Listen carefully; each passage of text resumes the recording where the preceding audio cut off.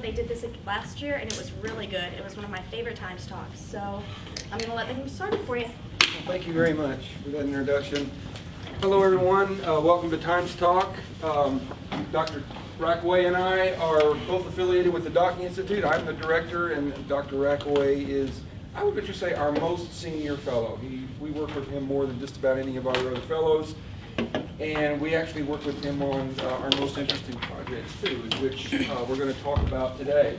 Just quickly, what is the Docking Institute of Public Affairs? It is quite simply a social research center. We do collect social data different ways. We do different types of studies. Actually, it's largely applied research, which means that we're typically working for either a nonprofit entity, which is usually an organization that's doing some public good, or government entities. So we work with state governments, county governments, city governments.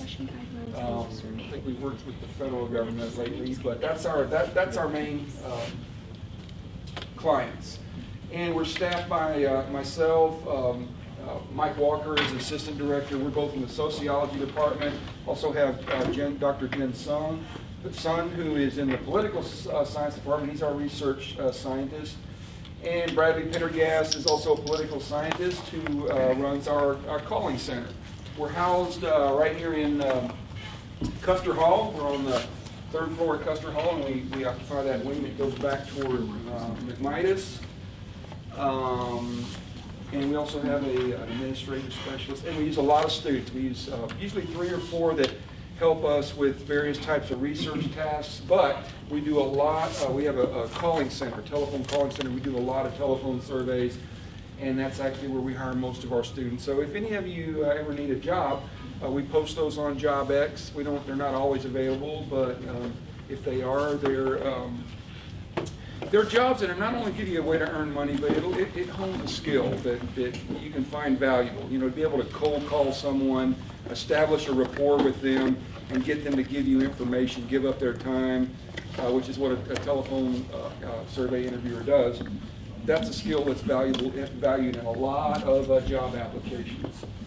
What is Kansas Speaks? Kansas Speaks, we also have a public affairs mission other than our regular mission, which is largely to basically let Kansans know what's going on. And one of the main things that we use for that is our Kansas Speaks. It's a statewide public opinion survey. We've been doing it every fall since 2009. We use large representative samples. What does that mean? That means basically that the data has a high probability of accurately reflecting all Kansans. Interviews are conducted by telephone. You can see the image here. This is one room in our calling center. This is a computerized system that presents the question for the interviewer, and it's all the minutes, it manages the sample. Basically gives us very, very reliable, accurate data. What does it do? We've largely been measuring Kansas' ratings of government officials and their preferences for various state laws and policies. A couple of things that Kansas Speaks has done. One thing, it has exposed, and you'll see this in our presentation to a large degree, has exposed many differences between what Kansans want as expressed in our survey and what their legislators in Topeka are giving them. Another thing that you'll notice here, it's quite obvious, is we've been measuring widespread dissatisfaction with state government, with the Kansas government, since about 2013. Okay, well, I'm going to show you some results here. And I'm just going to basically interpret the graph, and I'm going to let our pundit, Dr. Rackaway, talk about what are the implications of it. We've been asking from the start for people to rate how good or poor they think the Kansas economy is. And these are trend lines. As you can see, these represent measurements all the way back from 2012 up into our most recent one. And I don't know how much experience you have reading these graphs, but a good way to do it is to kind of pick a point and look, on this side or look to the right. In other words, you can kind of follow the trend here and see that the percentage of respondents that have rated the Kansas economy as either poor or very poor, in other words, these two colors, you can kind of see that it has gotten worse. It kind of held stable till about 2014, and then we start seeing significantly more people saying the economy is very poor. And subsequently, you can see too, the percentage of people that rate it good or better stayed kind of stable up to 2014, and then kind of dropped down. So, Dr. Rackaway, what do you think caused that drop in satisfaction with Kansas government right about 2014, 2015. Well, not necessarily a satisfaction with Kansas government, but more a rating of the Kansas economy. And there's a lot of literature out there among economists and also among political scientists as to how we measure the sense of the economy. And it's a very difficult thing, the economy, and our interpretations of it may be based in many times on our own circumstances. This is what we call in political science pocketbook voting. Is you may think that the Kansas economy is great. If your particular wages or circumstances have improved, then you're going to extrapolate that and say, yeah, things are really good.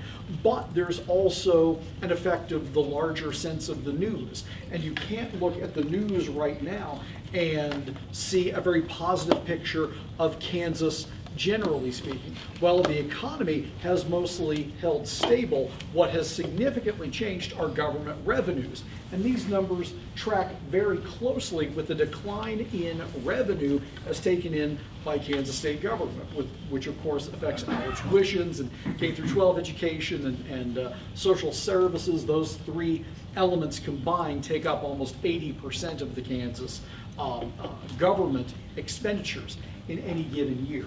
So a lot of this is a proxy for what they see as fiscal mismanagement by the Kansas legislature and the governor.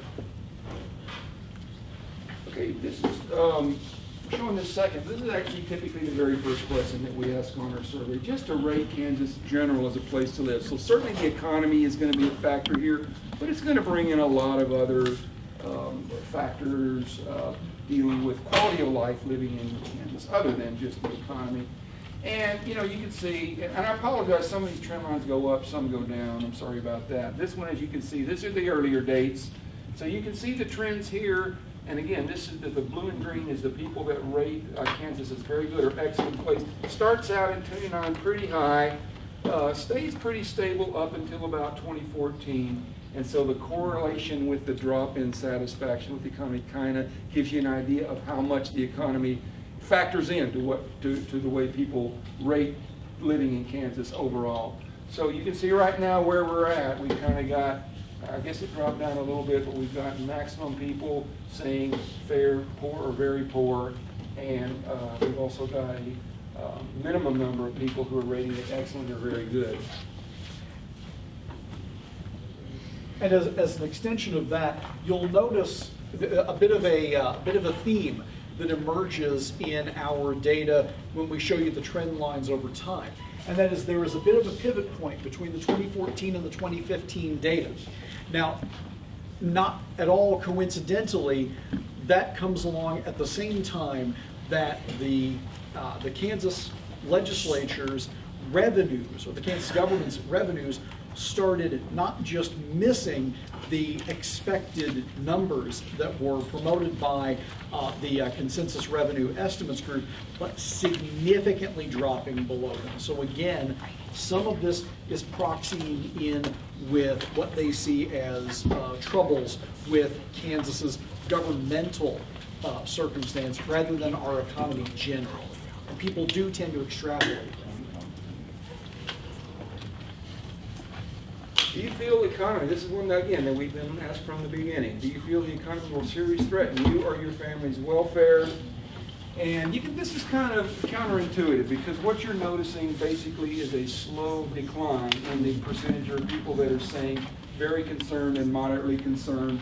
And that is counterintuitive, isn't it? Because our previous measures have showed people's opinions of the economy basically going more toward the negative. And I don't know, Dr. Rackaway can interpret this.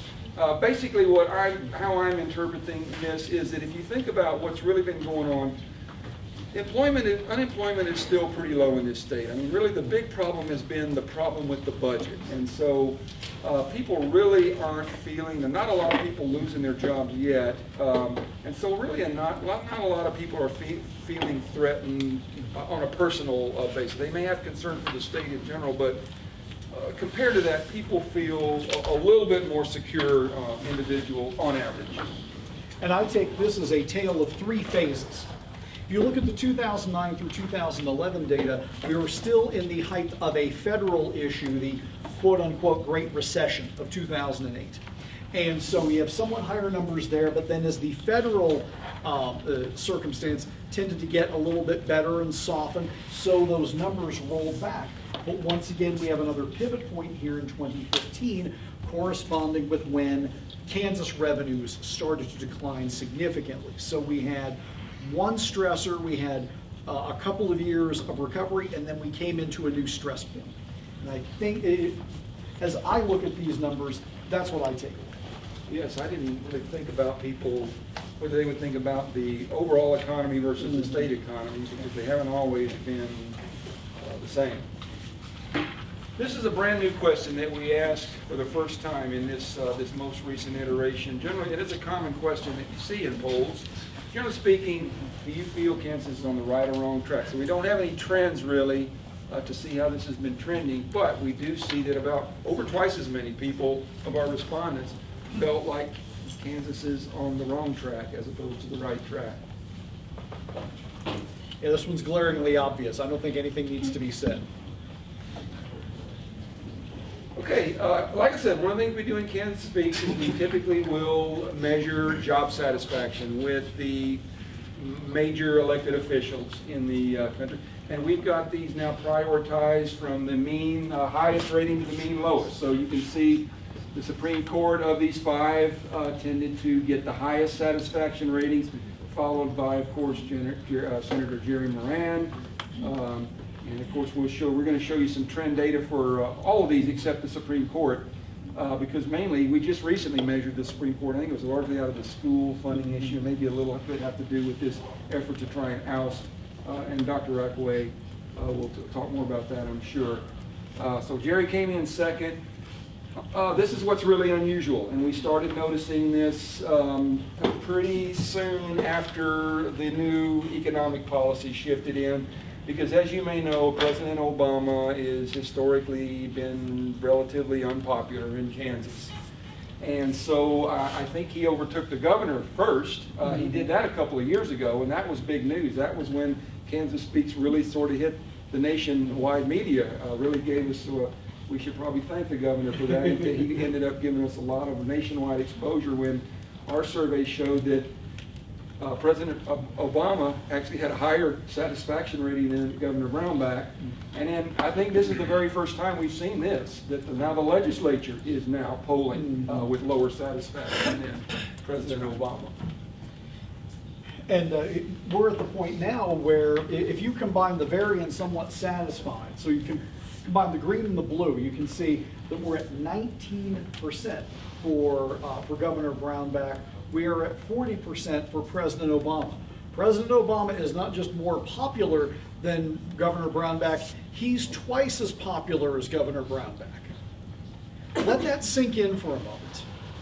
If that tells you anything about the rather unique circumstances that we have here in this state, but it's also a sign of one of the unique things that we have here in Kansas, is that with President Obama, these numbers track fairly simply and directly with partisanship. But we are actually a three-party state. My friend and colleague and another one of our policy fellows, Michael Smith from Emporia State, has been published calling Kansas a three-party state. And a lot of the Brownback numbers are consistent with that, because a lot of the,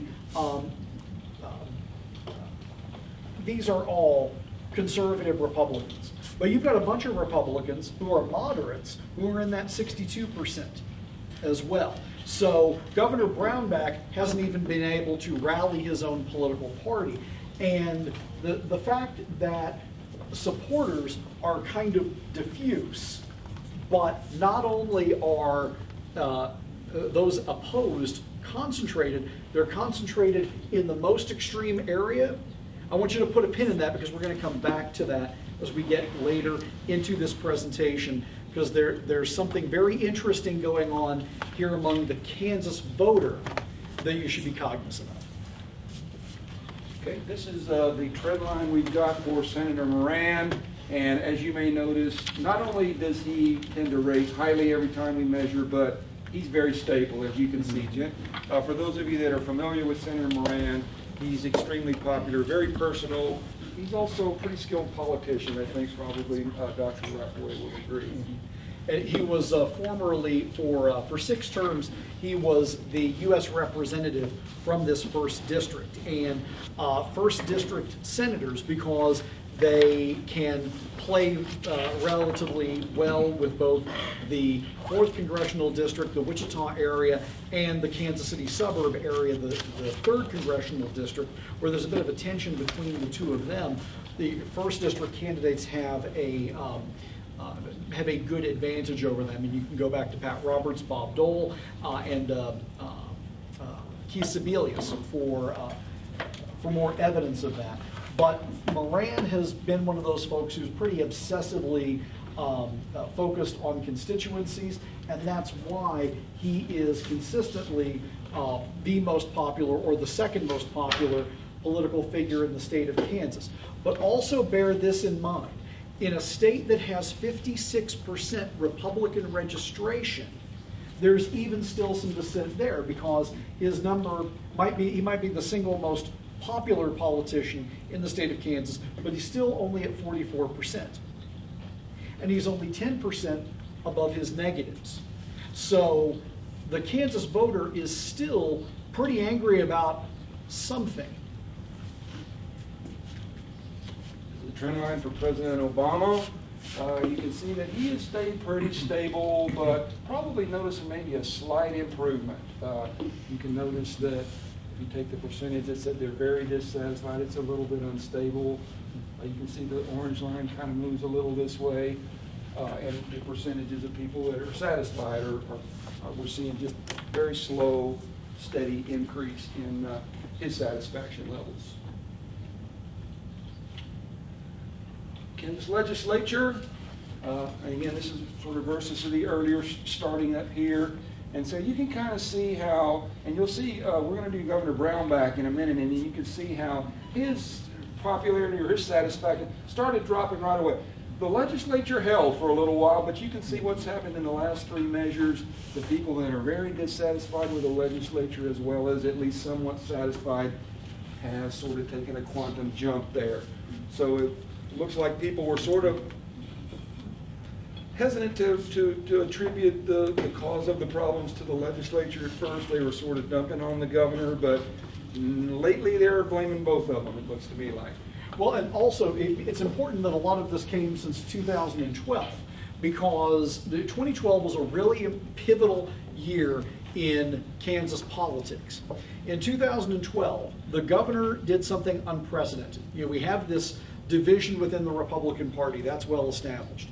And there had been a bit of a Cold War between the center-right, the moderates, and the Polar Alliance, the more conservatives, as they've been termed. Well, Governor Brownback knew that with the Senate mostly controlled by the center-right, he was going to have a real challenge getting his signature tax plan, the Glide Path to Zero, through. So he engaged in something unprecedented.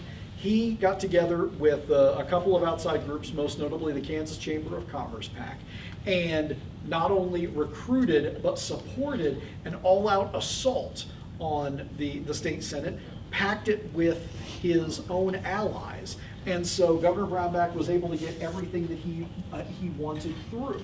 So for a while, as Dr. Brinkner mentioned, they looked at the legislature as just kind of along for the ride. But then as cracks in the process of the glide path started to emerge, starting late 2014, early 2015, the legislature's own intractable nature, where it wouldn't step in and find new revenue sources despite the significant swaths of the Kansas population who said, we want our government services back, the legislature began to take more heat for it. And that's why you see right around 2014, 2015, that's where the real significant shift and that break point tends to happen. In case anybody knows, the Glide Path to Zero is referring to the government's plan to eliminate totally income tax, personal income tax. Gradually, yeah. That's the zero that he's talking about. Exactly, which is the Texas model. Exactly. He rolls Texas up as, well, we're going to be like Texas and get rid of our income tax. Here you can see what I was talking about. Well, and actually it looks like, well, all of this kind of started, you can see it took a little bit for it to, at first people were very optimistic, they're very trusting of the governor, thought he might have a really good idea.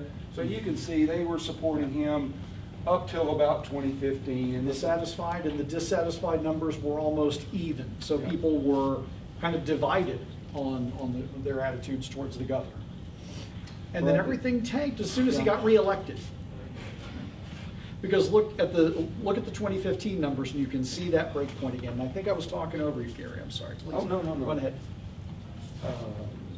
Yeah, it's just like Dr. Rackwell said, not the glide path to zero the governor had in mind. And again, look at the support numbers kind of spread out.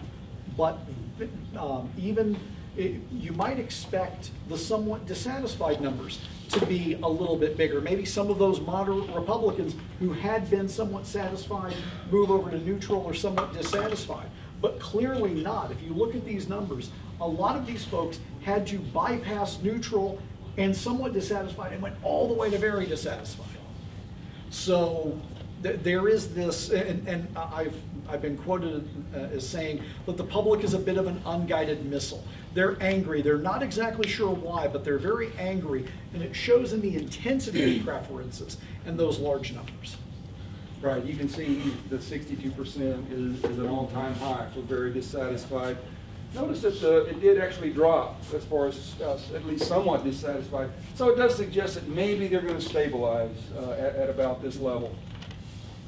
And in the last 2 years, he'll be a lame duck. Some other things are going to happen. 19% is abysmally low. It should rebound in some fashion, especially as the candidates for governor in 2018 begin to emerge. There may be a little bit of Brownback nostalgia as that thought of, well, are we going to get someone who's not as good into Cedar Crest, the governor's mansion, next time around. So expect that number to bump up a little bit, but only a little bit, and a lot of it depending on what actions he'll take relative to the legislature on state revenues. Okay, the $24,000 question: who is going to win the presidential election in Kansas? The pundits seem to be saying it's pretty well decided nationwide. That's what I was hearing, but certainly not in Kansas. You can see that although they have been, and you know, we did some trending analysis on this because we actually collected, this is a lot of data we collected over several weeks. So some of the variables we'll take and we'll kind of see maybe how the responses were trending, and we did that with this one, and what we noticed was that Trump started out with a big lead when we first started surveying, but the later we got into surveying, the more those two percentages converged until the last week we were getting pretty close to 50-50. And this was also, these data were collected largely before this recent revelation about Mr. Trump's sexual exploits, as The Billy Bush may call in it. other words. So, you know, what we're, and I think Dr. Rackwell agrees with me, is that we believe it's going to be fairly close here in Kansas. I don't know if Donald Trump or if Hillary Clinton will be able to overtake Donald Trump, but my prediction would be that it's going to be, that Trump will win probably by a single digit, less than 10% advantage. I'll go on the record as saying 8. I think Trump does win this state, but he wins by 8, and that's the narrowest margin that we will have seen in this state, at least in the last 40 years. That's how far back I went. So for a Republican state, but again, you have a divisive figure at the helm of the Republican Party that is already basically an amalgam of two unlikely coalitions together in the first place. But what I want to point out is that there's 9% for the Libertarian. In the years that we've been doing this, we've never been able to put the minor party folks up because they've never cleared 1%. This time, not only Johnson, who's at 9, Jill Stein pulled in at 1%. So we've actually had 2 minor candidates or minor party candidates break the 1% threshold. And if that tells you anything about the lack of satisfaction with these candidates, I think that that's it. So a lot of people on both sides are getting fed up with their parties, it sounds like. Absolutely. Okay, here is where we ask about the Supreme Court justices. There's 5 of them up for retention vote this election, and 4 of them were appointed by previous governors, and then there's 1 that was appointed by Governor Brownback. And as you may know, there is a faction of people, I think they're based largely in pro-life, but it also has to do with the Carr brothers murder case, I think, has inspired groups to try and get several of these judges ousted. And so that's going to be a real interesting thing to watch, is how many, if any, of these judges, which has never happened before, I believe. That's right. Pop quiz. Name 1 Kansas Supreme Court justice. All right, you can pay for your pizza as you're leaving. No. But that is exactly the point I want to make, is at the state level, you will have no races that are lower information and lower engagement among the public. The real takeaway is on the next slide, if you will, Dr. Brinker.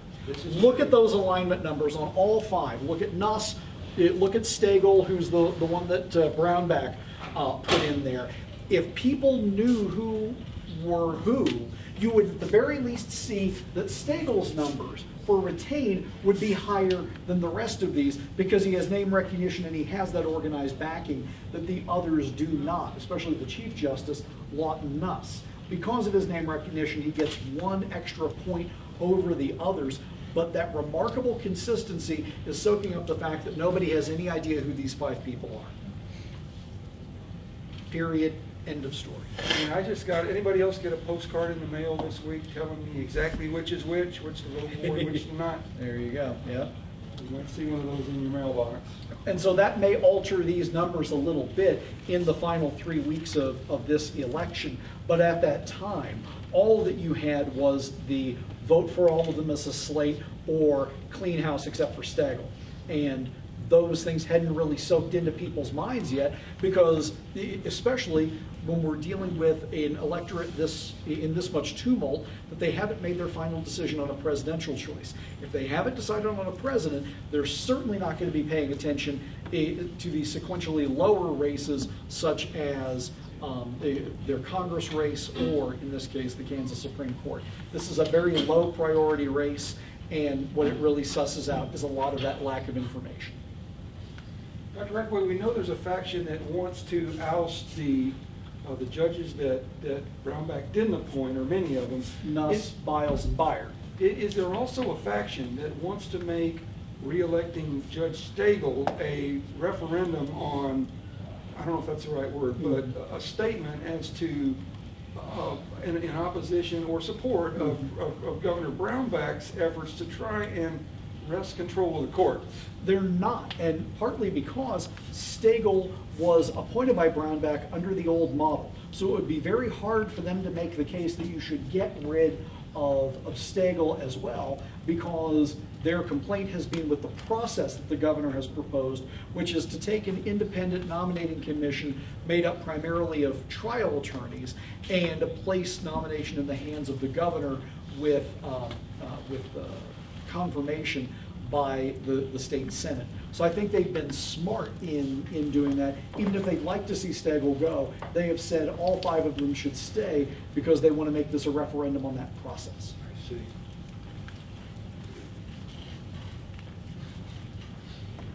Okay, this is, we really didn't need a trend line for these, because they, ever since we've started, they have just been almost identical, and they really haven't even changed lately. You know, this has to do with, some of you may not be familiar with how taxes work, but there's many different kinds of taxes at different levels for different types of people.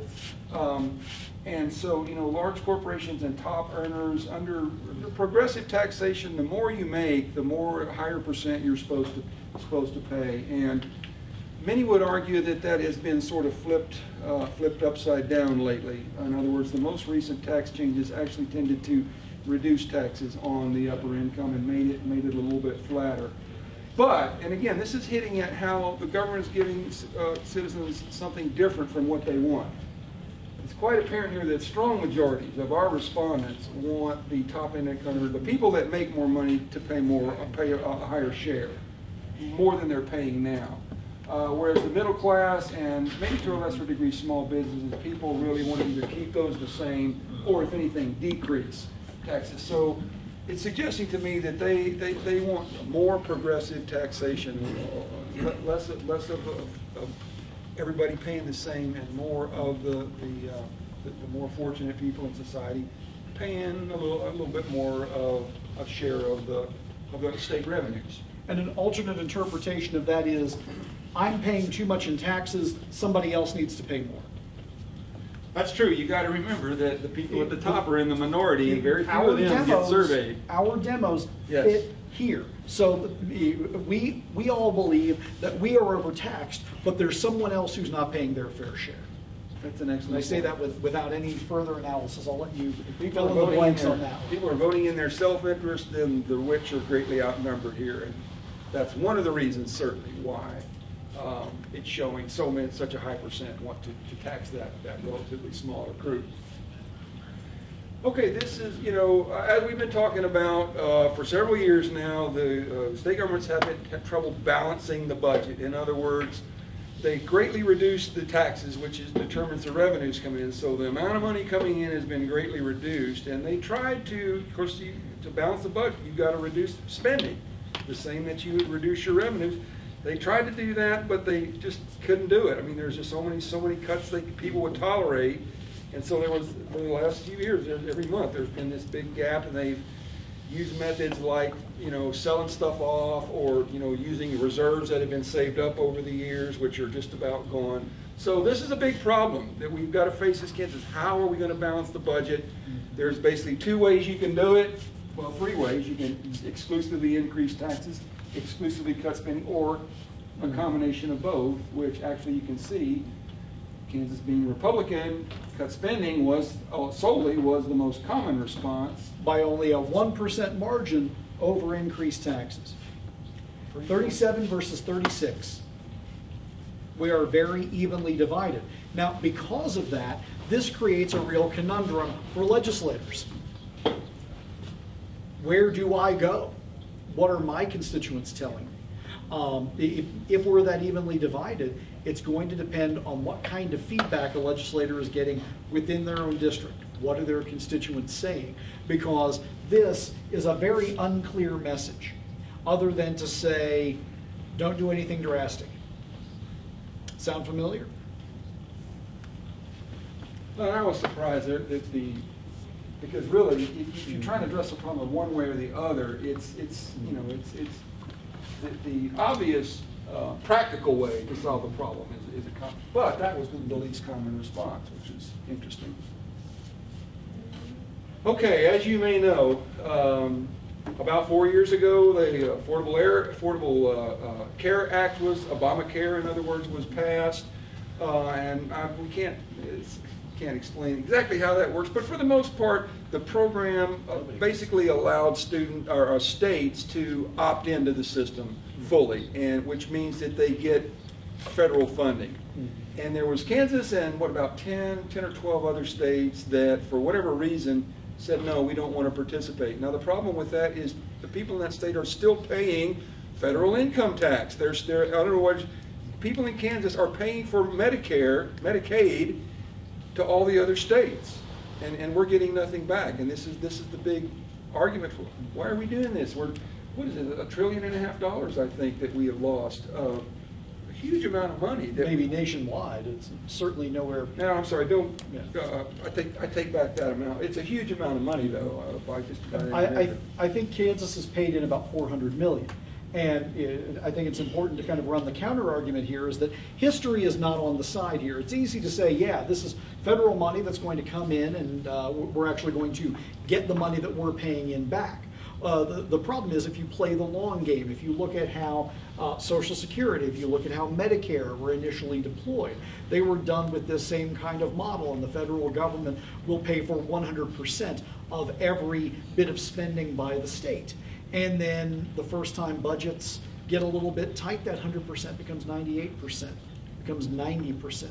I believe the federal match to Medicaid now somewhere around 71%. They're worried about what that 29% gap is going to become over time, because when a state opts in, they opt in regardless of how the federal government may change their mind about these payment ratios later on. And at least ostensibly, that is being one of the fears, is that this might be a nice temporary stopgap, but in the long term, it would create a much greater burden for the state over that time.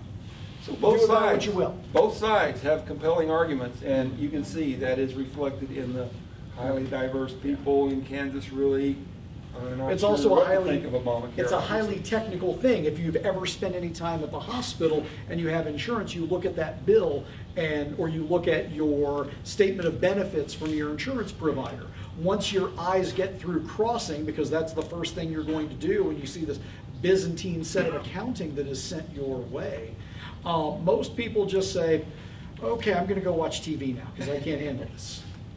It's extraordinarily complex. The accounting mechanisms are difficult. Most folks don't even have a good handle on this. They just think that it should be an insurance thing where you've paid in your money and you get that back. And if it were that easy, we'd have none of these problems. But because of the complexity, it ends up being oversimplified in many cases. And there's a lot of folks who say, we've got these problems with healthcare in the state. We've got hospitals closing down, particularly in the southeast part of the state. And this could be a nice infusion of cash for a state that is in desperate need of some. But we have to think long-term as well, and what the overall economic health of the state is going to be. And then there's also the fact that some of this is just crass political stuff, because there's no way that with something that's called Obamacare, Republicans like Governor Brownback are going to sign on with it. So that they're worried about the optics of things too. So it all factors in. But you do see, at least our poll measures that there's a majority support for it as of now. And that's been true for a couple of years now. Okay, everybody's familiar with Chris Kobach, the Kansas Secretary of State, very controversial figure. One of the reasons he's controversial is his sort of spearheading really the national, at a national level, this movement to try and increase requirements for documenting your citizenship before you register, and then also documenting your ID or your identity when you go to vote. And his rationale for this is there's rampant voter fraud going on, particularly with regard to illegal immigrants coming in and voting, was his argument.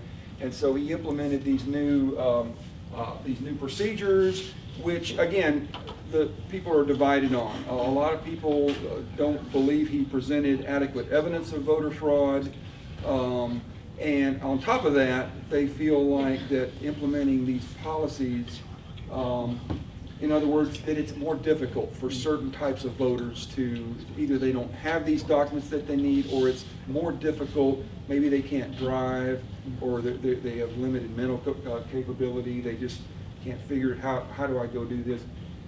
The argument is that it is actually had the effect of suppressing legitimate voters much more than suppressing voter fraud. And so this is what we're asking about. Do you feel more that these efforts have the greater effect of preventing voter fraud, or the greater effect of making it difficult for eligible voters to vote? And you can see highly divided. There was a slight majority that felt like, yes, it has addressed the voter fraud, but almost as many have the other opinions. Very small percentage feel like it's had neither effect. It is interesting that since these laws have been passed, there have been literally 2 successful prosecutions of voter fraud cases in this state, and there have been a total of 7 federal court challenges that have cost the state more than $2.5 million to defend. So there is a return on investment question that is brought up by the fact that there's not a lot of voter fraud going on that we've been able to identify as prosecutable for all of this additional circumstance to have proof of citizenship, especially at registration. Photo ID has not been that significant of a barrier. Proof of citizenship at registration has proven fairly significant, and that's where most of COBOC's prosecutorial efforts have gone. And we, in our the Kansas. And of course, this man could be our next governor, so his policies, what we're doing now signals forward on what you would expect to see in a COBOC governorship.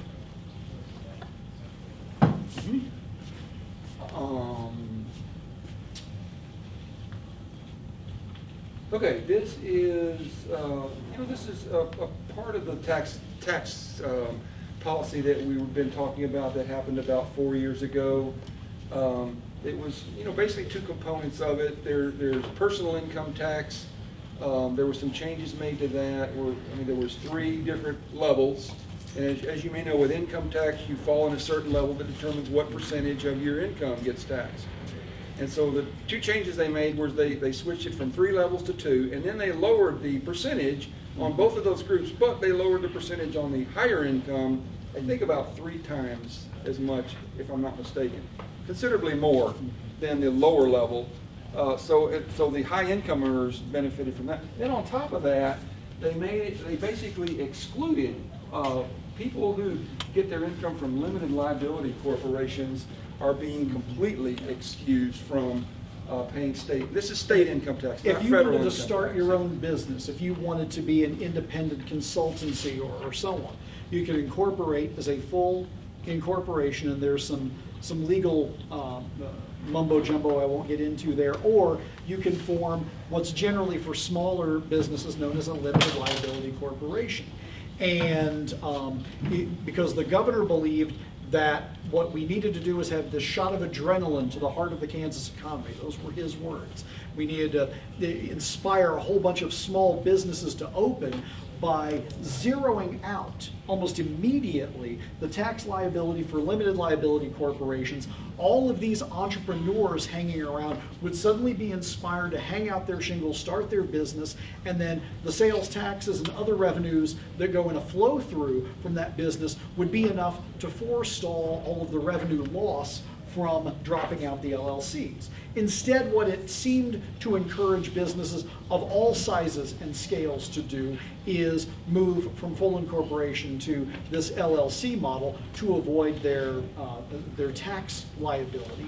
And that is, of course, one of the problems behind our lack of government revenues meeting expectations, is that the LLC exemption has been very aggressively pursued.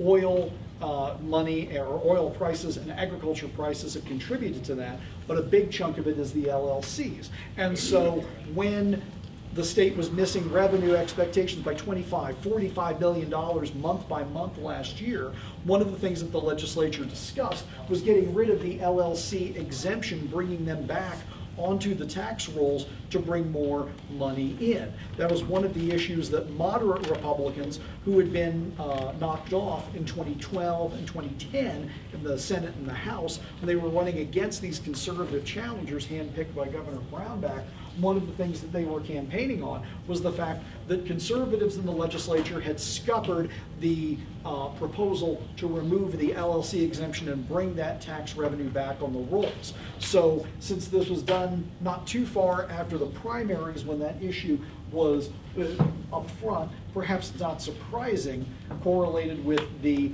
concern about state revenues that the LLC tax exemption should be removed, came through pretty strongly. And Yeah. not quite 2 to 1, but at least 150%.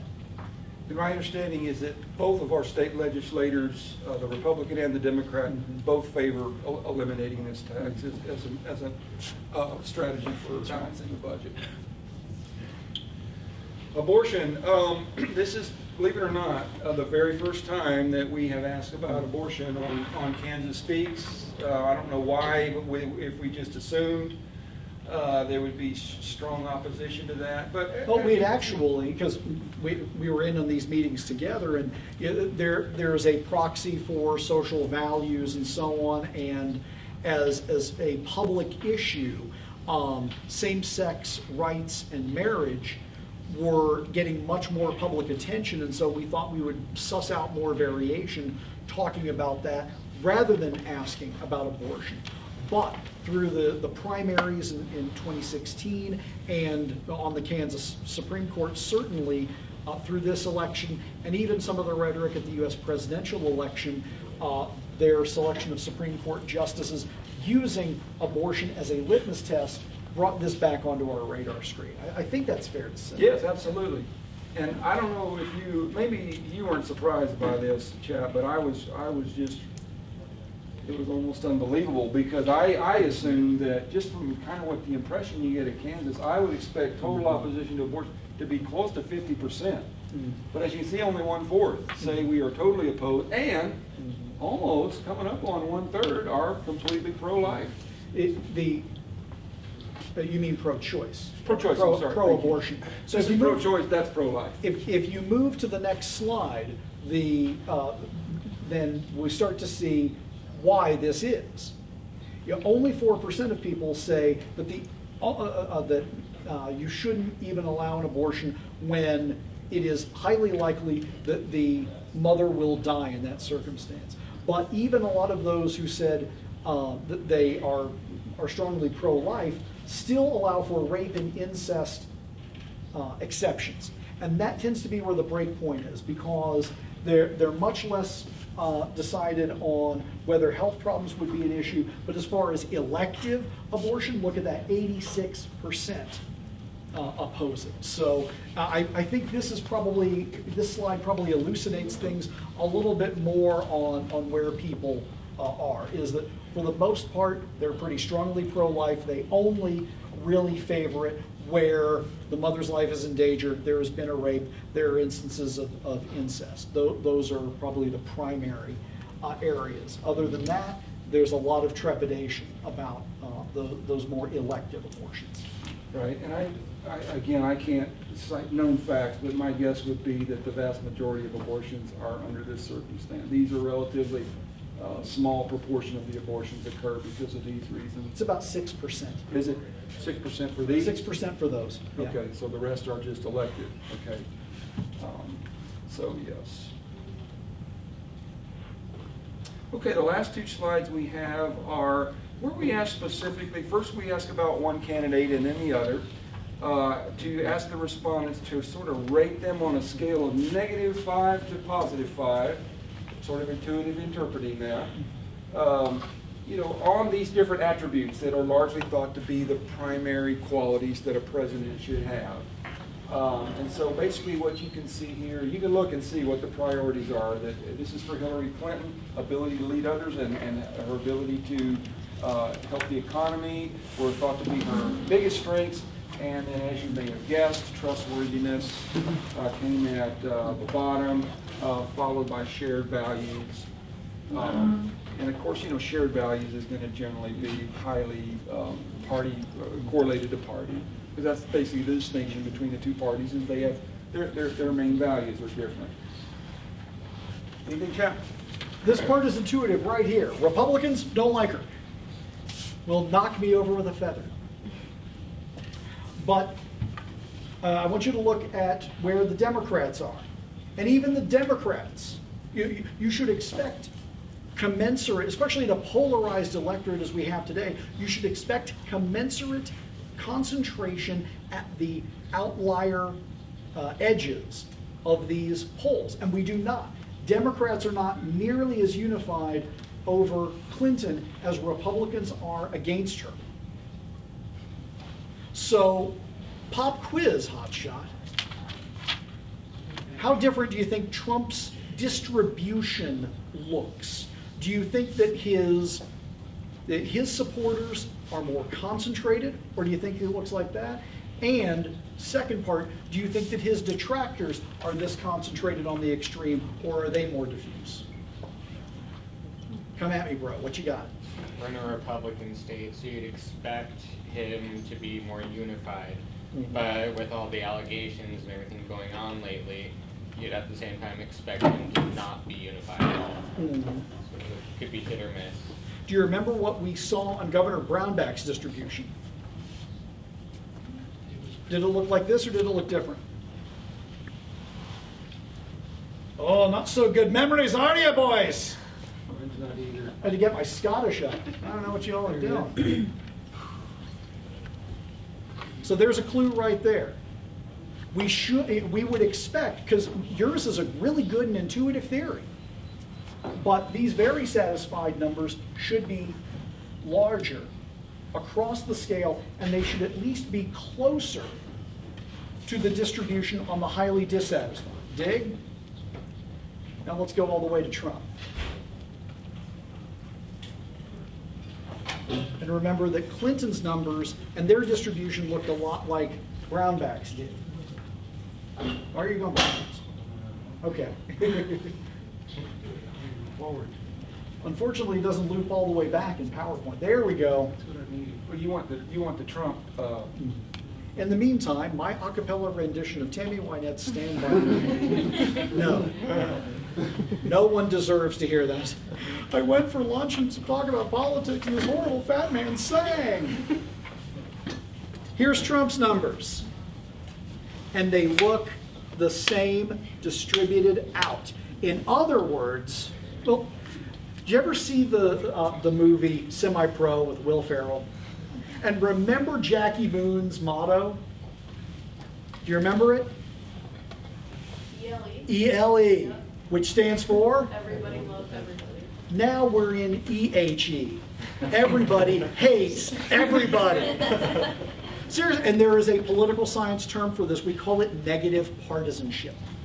We may not, and I think Trump is the perfect analog for this, because Donald Trump is making a lot of Republicans go up to that ballot and they're going to hold their nose and they're going to vote because they're going to follow that base partisanship. Because you know what? I don't like Donald Trump, but I will keep Hillary Clinton out of the White House. They don't trust her. They don't like Democrats. They're not a fan of Trump, but they know they don't like her. And we all have done that. And if you look at polls over time, our evaluation of the candidates of the other party have gotten much more extreme and much more, much larger in that extreme negative evaluation. We are shunning the other side. And even, because at least one of these, like the ability to lead others, even if you do not think that Hillary Clinton would make an effective president, she's had experience as a U.S. Senator, as a Secretary of State. I think she can probably lead others. And that doesn't mean that I'm going to vote for her. So that number is just affective. It is an emotional, visceral reaction that says, I don't like you. And the Trump folks have the same thing. Donald Trump is evil. He must be sent to Canada. We don't know why, but it has to happen now. And he said some loathsome things, absolutely. But his success as a business person, you'll discount all of that. Why? Because you don't like him. You're a Democrat, he's a Republican, so he must have some sort of communicable disease, and I don't want to get it with him in the White House. So we shun them. Negative partisanship is what we are seeing. And it is a sign that we are in a completely bad place as far as evaluating candidates that don't run in with our base partisanship. And that's why we're seeing these larger swaths of high levels of negativity, and part of why, when you consider all of that, why maybe our legislators don't cross the aisle to communicate with each other. Because if Sue Boldra, as a Republican, goes and talks with Oliva Faust-Boudreaux, a Democrat, and that gets onto the front page of the Topeka Capital Journal, rather than saying, hey, maybe deals are going to be struck, maybe there's some commonality that we can find, it is, what are you doing associating with that person? And both Democrats and Republicans are saying the same thing about each one of them. So Kansas Speaks has allowed us to suss out that negative partisanship that we had seen at the congressional level and we've seen at the presidential level has leached into our Kansas politics, and that trend, we've seen it since about 2014 really start to expand. So that is both interesting and troublesome, but that's where we see. I thought it was interesting, Chap, that Clinton and Trump both, the ranking was strikingly similar. Mm-hmm. Share My Values Yeah. and Trustworthiness were the two lowest rated for Hillary and Trump. The economy and ability to lead others they're reversed in each case, but still, the top two, the middle two, and the bottom two are the same for both candidates. Absolutely. And mostly because these are the true measures of AFEC. These are just, I like, I don't like. That's really what these two are. You'll also notice then that the bars on the other side are some of the longest ones that they are. The economy, national security, managing the national debt, there's more of an analog to actual policy work and how they might administer the job. So there's a little bit more of the rational brain rather than the emotional brain at work in these three, which might explain why there's slight differentiation, but it's really not big. I mean, when your lowest number of the highly negative is 40%, that's a very clear message that we're sending. And it is EHE. It is everybody hate everybody. Because Clinton is, at her best, 40% highly negative, and Trump, at his best, is 40% highly negative. These are the impasses that we find ourselves in. If you wonder why it seems like legislatures can't cross the aisle and communicate with each other and come to compromise, partly it's because of the signals that we're sending them. We're telling them, shun the other side. Yours is the only viewpoint that needs to be heard. All these other people just need to sign on to what you're saying because I agree with it. That's not healthy for democratic decision making, small d democratic. So you can lead the change. That's right. You folks are actually very fortunate because you have gotten first access to the results of Kansas Speaks. This is actually embargoed until October 30th, in which we will do a press release, and we've got actually inserts that are going to come out in the Hayes Daily and several other of the large statewide newspapers. So you may want to watch for that, and at that time we'll have the full report on our website in which you could, because this is just actually a sample of some of the questions that we asked. So the full report will be available, and you can read some more detailed analysis. And yeah, I guess there's a few minutes for questions.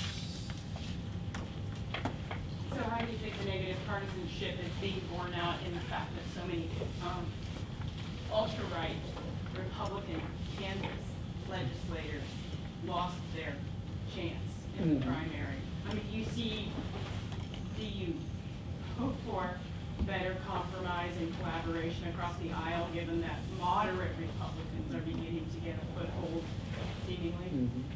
I think you kind of have to expect at least that out of the legislature. Now, if we do have that product, we'll see what happens when it sits on the governor's desk. Because the governor has indicated he has absolutely no interest in anything that alters any elements of the glide path. So, yeah, we already saw the writing on the wall, as a matter of fact.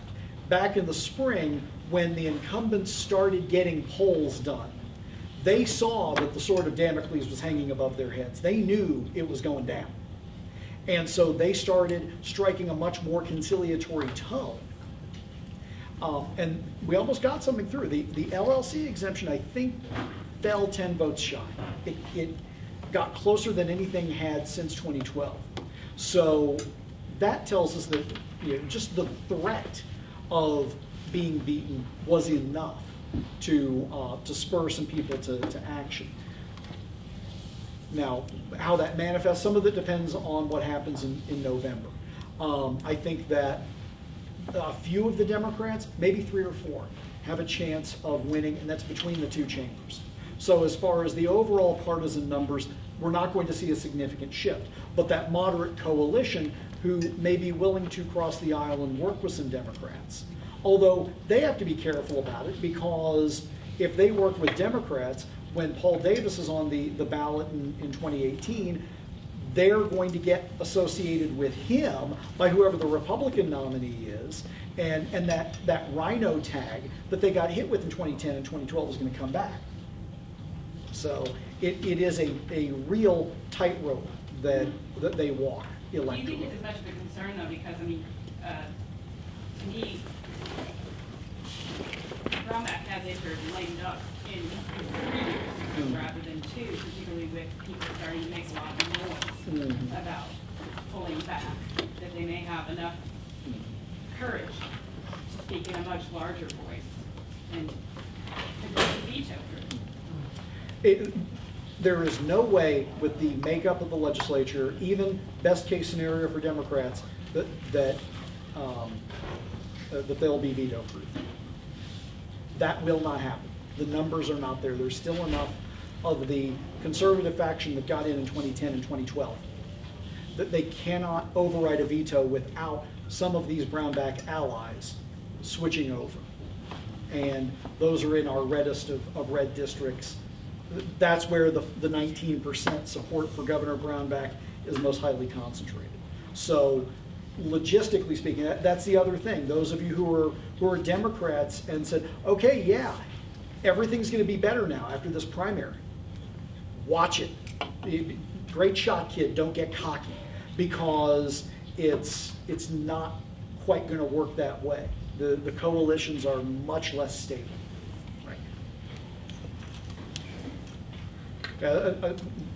Since you piped in first, I'm going to get to you because Go for it. And I thought you were.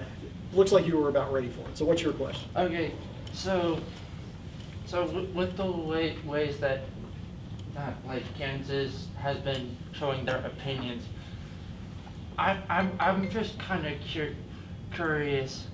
Are some of those opinions were what resulted in, with the primaries, a fairly large number of incumbents were voted out of office?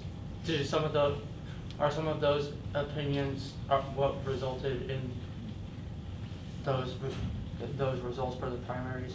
I think so. There's other data that we've collected on the people's opinions on the government spending, and despite all of this favor for tax cuts, they also favor more spending. And so when they see schools getting cut, and that's the way that this really plays out, is the state's reducing its support to K through 12 education, and the next August, parents are seeing their kids who had a 19-kid class, and they're in a 24-kid class, because they had to lay people off. They had to not replace teachers that had left. And of course, teachers are leaving the state in fairly significant numbers. And so all of those things played in. The Kansas Speaks data has been fairly clear on that. And if you look at the issues that people ran on, I think there's a pretty good alignment there. But Dr. Brinker might be able to speak more specifically to that part of the data. Well, I was just going to say they're cutting funding to higher education too. Oh yeah. And President Martin is talking about raising the caps on course sizes to help deal with that. So I think they're hitting K-12 a little harder. Would that be a fair statement? The ideas that they floated, yeah, but they're still hitting higher ed pretty hard. It's just that every legislative district in the state has a K through 12 school. Relatively few have a higher education institution, and that means that we are in a compromised position to have these legislators that will naturally support us. So a lot of the focus goes to K through 12. They have to balance the budget, and Yeah. so when the revenues come up short, you've got K-12, higher education, and roads and social services. So they have to find the money somewhere. That's right. And you don't want to go into the debt cycle because you look at what's happened in Illinois and California. Those states are teetering on the brink of financial disaster. And I do not say that with a hint of exaggeration, partly because they don't have balanced budget amendments the way that we do here in the state of Kansas. So we've got a cut, but it certainly beats the alternative, which is being saddled with 100 years of debt service beyond that. And how much do you think that more millennials voting has, like, for the impact on the changes in the demographics and the trends? Because more and more of us are becoming aware of these political issues and starting to voice our opinions and actually go out and vote. That's where I'm going to stop you, because that's what you're not doing. You are aware, and you are talking, and there's a lot of Twitter chatter, and there's a lot on Facebook, and people rant on their Tumblrs a lot.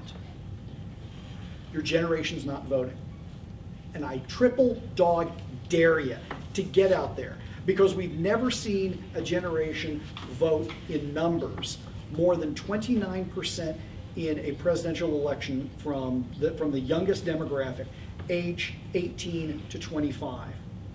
So I will believe that millennials have an impact when you show me. You think you're better than Gen Xers? Show me. Because my generation was the one that had the 29%, and that was the all-time high. You guys are hovering at about 19%. So you got a long way to go. Show me what you got. Quick question. You know, in 2000, Al Gore's succession, when it came on, Yeah. and then in 2012, I thought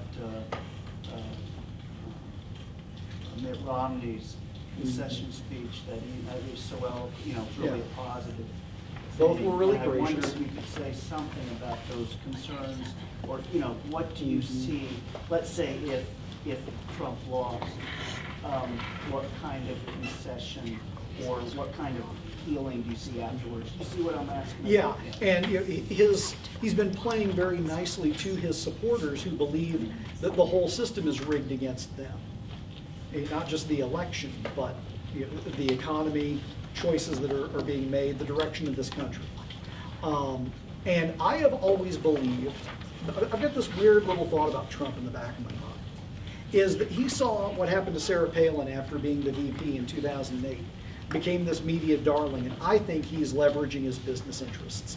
I have said publicly, I think this whole run was to set up Trump the network in 2017.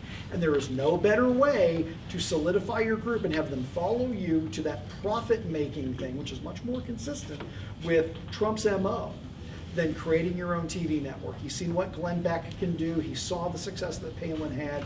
And so I think that he will not be gracious in defeat, because I think he's thinking strategically about what the real goal is, which is this Trump-branded network. He's the Barnum Bailey. Oh, yeah. No one ever went broke underestimating the intelligence of the American public, which is a Barnum quote. And so that's helped me deal with this election, because so much of what I think Trump has said, he said as a TV person and not as a presidential candidate. Now that is exceedingly cynical, and I'm just going to own that. Back to encouraging you to vote very quickly. I see a lot of misdirected anger these days. You as a student and you read, oh, my tuition went up 5% this year. Your first impulse is to be mad at President Martin because she made that decision to do that. But, and this is kind of hitting at what we call the sociological imagination, you have to kind of follow the chain of events back a little farther. And she was compelled to do that because the legislature cut her funding. So rather than be mad at the president, what you should do is email Sue Boulder, say, I just read that my tuition is going to go up, and I also read that you voted to cut funding to higher education. I'm going to vote against you next time. And it will have a positive effect if enough of you do that. But then you got to follow up, because they count the votes, and we don't know who voted for whom, but we know whether you voted or not. And you have to follow through. And we not just your generation, but I mean everyone. If we followed the polling data When we ask people, did you vote in the last election or do you plan on voting? We'd have 85% voter turnout, as opposed to the barely 50% that we have now.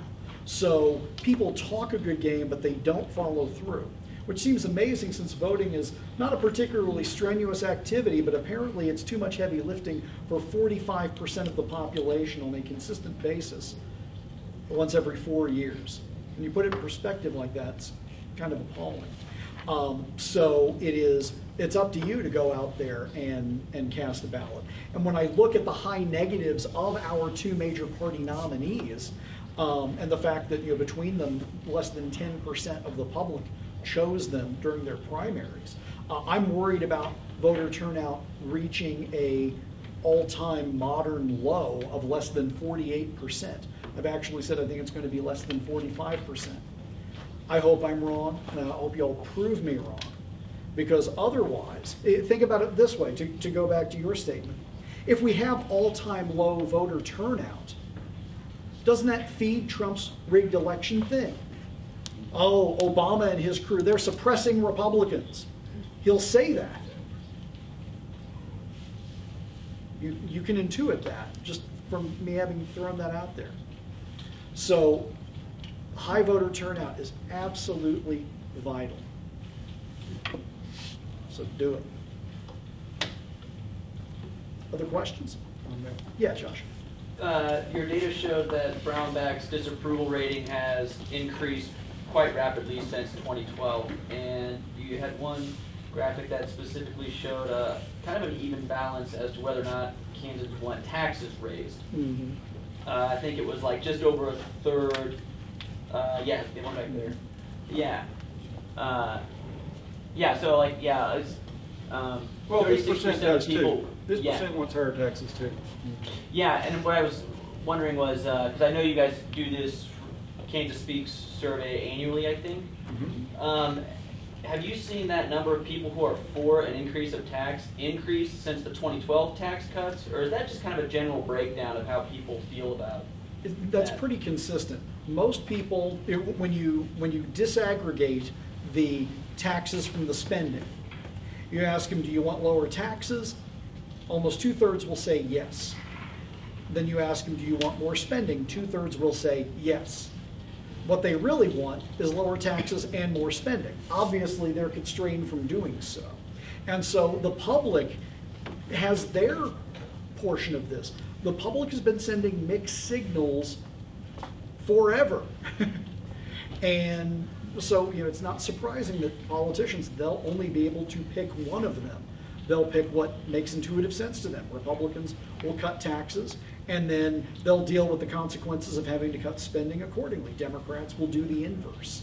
But the public, they want both, which is They want to dangerous. quit their job and buy a brand new car. Yes, that's exactly But right. how specifically are we asking the question? Because I know, my opposition to their argument that we've raised taxes more than anybody else was because they placed it on consumption. And, We split it out and through all different regressive. types So, I mean, of taxes. So it's not just one question, you want to. No, we ask it on down to sales tax, specific- property tax, individual income tax, What type of, and what corporate type of income tax. variation did you see in that? Very little. People want lower taxes across the board, period. So they're not willing to say where they favor the higher That taxes. when we give them the opportunity, they will put it on other people. They will put it on high income earners, and they will put it on large corporations, which we've had any number of fights about those because I do find those terms a bit loaded. But what they are is the unidentified other. They're saying, I pay too much taxes, but I've got some rich uncle out there that he's going to make all of my problems go away. And that's really where people are going. That's what comes through. Do you think they understand the difference though between a regressive and? I think a lot of Kansans don't. Yeah. They just think higher taxes, lower taxes. And Mhm. Yeah. because really, Not where it hits the least of these, the hardest as Yeah. opposed to. And we tend to extrapolate based on our own experiences. So when you go in to write that property tax check and you're writing $4,000 and that's a hit, you're thinking everyone's experiencing this same thing. So you tend to extrapolate that way, and you're not really thinking about what other people have going on, but you're thinking other folks are just like you. And I think that's the essence of the proverbial three-legged stool they talk about. That's basically saying that we should draw taxes from all the classes evenly or fairly. Of course, fairly is subjective, evenly is not, but evenly doesn't work. Evenly, yeah. Flat tax, you know. Yes. I have a methodological question. Oh, that sounds like Ring it's it. for me. Your question about Kansas being on the right track or wrong track, Mhm. was that worded ambiguously on purpose, just to kind of gauge the general attitude towards Kansas? Yeah, I think so. You know, Well, and- that's kind of, you see that worded that way in other polls. Yeah. The Gallup poll has been asking that question since the 1950s, and so when we can, we try to get consistent wording with established best practice polls so that we have some apples to apples comparisons. Oh, that's really interesting. Yeah, it was a great question. Oh, thank you. Why don't you change it to right track or left track? I think we got that one covered though.